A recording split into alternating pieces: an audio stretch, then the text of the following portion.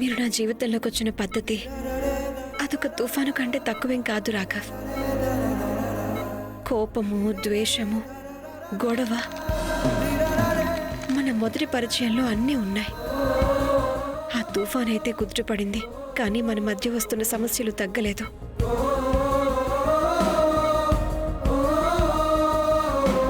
అయినా మనమిద్దరం కలిసాం, దాన్ని కూడా దాటేశాం.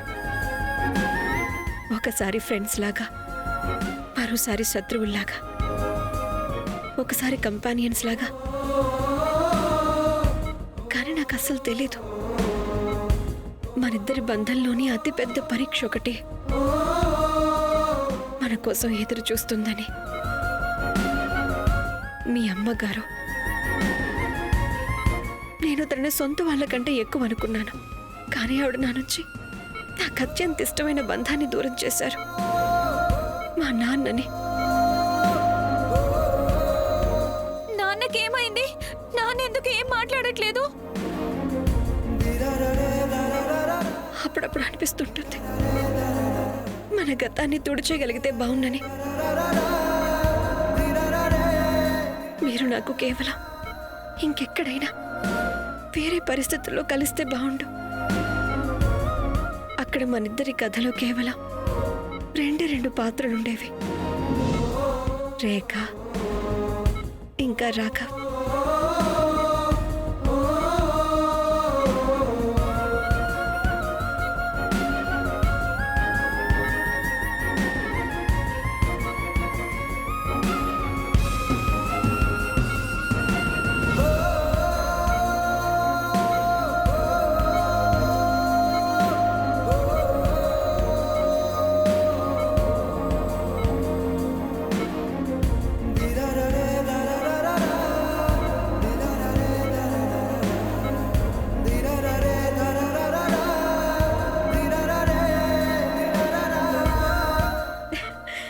రాఘవ్, డాక్టర్, నర్స్, రాఘవ్ కి స్పృహ వచ్చింది, తొందరగా రండి, తొందరగా.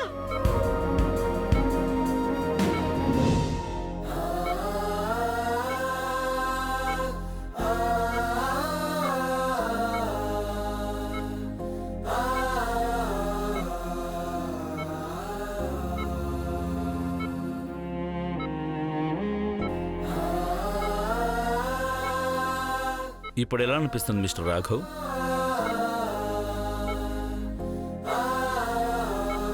ఎవరో చాలాసేపటి నుంచి నాతో మాట్లాడుతున్నట్టు అనిపించింది. అది ఖచ్చితంగా మీ వైఫై అయి ఉంటారు. మీరు చెప్పేది నిజమే డాక్టర్.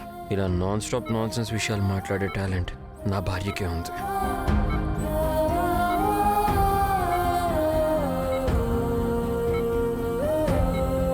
నేను చెప్పాను కూడా మీరు మత్తులో ఉన్నారని, కానీ ఆవిడ మాట్లాడటం ఆపనే లేదు. సారీ డాక్టర్, నా భార్యకి లొడలొడ వాగే అలవాటు ఉంది.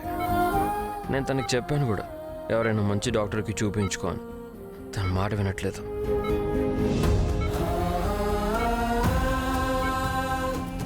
మీరు ఇంకేనికి వేరే టెస్ట్లు చేయాల్సిన అవసరం లేదు.